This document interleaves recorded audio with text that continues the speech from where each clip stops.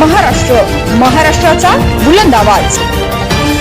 ताज्या बातम्या, मनोरंजन आणि व्हायरल बातम्यांसाठी यूथ महाराष्ट्र न्यूज चॅनल आजच सबस्क्राईब करा. Shri D Vispute College of Pharmacy Navin Panvel येथे आयोजित फार्म इयर इंटरनॅशनल आंतरराष्ट्रीय परिषदेचा पहिला दिवस यशस्वीरित्या पार पडला. Shri D Vispute College of Pharmacy and Research Centre Navin Panvel येथे आयोजित Pharma 360 emerging trends and future perspectives in pharmaceutical या विषयावरील दुसरी फार्म इयर आंतरराष्ट्रीय परिषद ऑपरेटर फार्मसी फेडरेशनद्वारे आयोजित APTIMS यांच्या सहकार्याने प्रमुख पाहुणे डॉक्टर मोटू कुमार पटेल, अतिथी doctor Anthony castor, doctor Dhananjay Sable आणि श्री श्रीनाथ शेट्टी सर यांनी समारंभपूर्वक उद्घाटन केले. आदर्श ग्रुप ऑफ इंडस्ट्रीचे अध्यक्ष श्री धनराज विस्पुते सर आणि प्राचार्य डॉक्टर आशिष जैन सर हे देखील उद्घाटनामध्ये सहभागी झाले. उद्घाटनानंतर परिषदेचे ज्ञानवर्धक मुख्य सत्रे, पूर्ण सत्रे, नेक्स्ट जेन थेरप्युटिक आणि clinical research, pharmaceutical innovation, ground breaking oral presentation आणि मौल्यवान नेटवर्किंग संधी या विषयाभोवती फिरणारे आकर्षक पॅनल चर्चा या मालिकेत रूपांतरित झाले. दुसऱ्या फार्मा इयर इंटरनॅशनल कॉन्फरन्सचा पहिला दिवस जबरदस्त यशस्वी ठरला.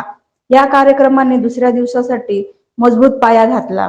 मुख्य मुद्द्याचे आणखी अन्वेषण करण्याचे आश्वासन दिले आणि फार्मास्युटिकल क्षेत्रात नाविन्य आणि उत्कृष्टता आणण्यासाठी अर्थपूर्ण सहकार्याची स्थापना केली. आज की जो 2 दिन की कॉन्फ्रेंस है, नमस्कार.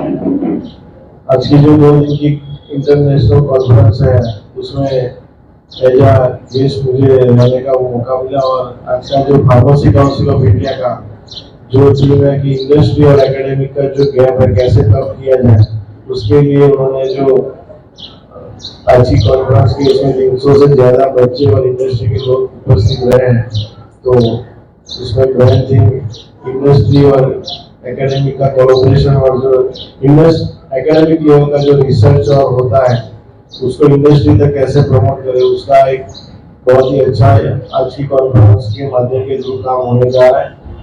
दूसरा है कि हमारी फार्मेसी काउंसिल इंडिया जो नया एजुकेशन पॉलिसी पे सिलेबस लेने जा रही है उसमें भी आज चर्चा होगा और आने वाले समय में फार्मेसी प्रोफेशन में चाहे API की इंडस्ट्री हो, फार्मास्यूटिकल इंडस्ट्री हो, चाहे मेडिकल डिवाइस की इंडस्ट्री हो, चाहे न्यूट्रास्यूटिकल और कॉस्मेटिकल की इंडस्ट्री हो, उसमें कितने स्कोप है, तो रेगुलेटरी में एक्सपोर्ट करने के लिए कितने स्कोप है, उसकी भी थीम और तो टॉपिक उसमें आज की कॉन्फ्रेंस में कवर होगा. तो मुझे लगता है कि ये बहुत ही अहमियत रखेगी और उनका अच्छी प्रैक्टिस करके कैसे बने उनकी हमने चर्चा इंडिया में क्लिनिकल फार्मासिस्ट की प्रैक्टिस एस्टैब्लिश हो ऐसा प्रयत्न हमने किया है.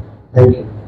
फार्मेसी में हम टीचर बनने के लिए हमारे है ना फॉर्मूला हम कर सकते स्पेशलाइजेशन में और PhD आप कर सकते हो स्पेशलाइजेशन में. तो ऑलरेडी जो फार्मेसी इंस्टीट्यूशन में अगर आपको टीचर बनना है तो ऑलरेडी हमारे नॉर्म्स है और उस हिसाब से आप रहोगे तब टीचर बन सकते. हमारी कल मीटिंग थी फार्मेसी काउंसिल इंडिया के एग्जीक्यूटिव मीटिंग, उसमें वहाँ चर्चा हुआ है और कल हमने डिसीजन भी लिया है कि विदिन 1 मंथ इस प्रॉब्लम को सॉर्ट आउट करेंगे क्योंकि ये ट्रांजेक्शन पीरियड है AICTE टू PCI. तो आपको पता है कि सॉफ्टवेयर डेवलपमेंट है तो जो मैकेनिज्म है ये फंड का डिसबर्समेंट करने की, क्योंकि लास्ट ईयर की एग्जाम AICTE ने ली थी तो हमारे पास ऐसा कोई डेटा नहीं है कितने स्टूडेंट हैं बच्चों ने एग्जाम दी और कितने पास आउट हुए.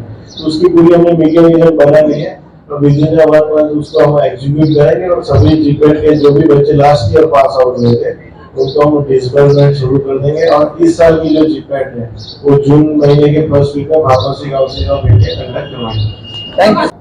वैसे आप देखने जाओ कि सबसे बड़ी फार्मा इंडस्ट्री इंडिया में, तो जॉब की जो अपॉर्चुनिटी हमारे फार्मासिस्ट लेना नहीं चाहते, इसीलिए क्योंकि अभी हमने जॉब पोर्टल फार्मेसी काउंसिल के लास्ट फार्मासिस्ट डे पे नेशनल फार्मेसी एजुकेशन डे पे हमने जॉब पोर्टल की रचना की और हमने लॉन्च भी किया. तो जॉब अपॉर्चुनिटी पूरे इंडिया में कहाँ पे है उसके लिए फार्मेसी काउंसिल फुल अवेयरनेस करके फार्मासिस्ट को बता रही है.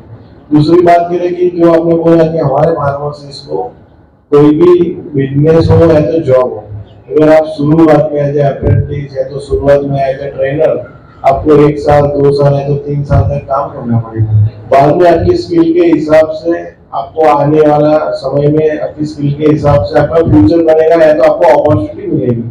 और हमारे फार्मासिस्ट डे 1 से लाखों और करोड़ों रुपीस की मतलब सैलरी स्ट्रक्चर का एक्सपेक्टेशन रखते हैं, इसीलिए कहीं ना कहीं हमारे फार्मासिस्ट जॉब लेने के लिए खुद मतलब बैक फुट पे चले जाते हैं और बाकी के लोग ये बीएससी या तो दूसरे लोग ये जॉब अपॉर्चुनिटी ले लेते हैं।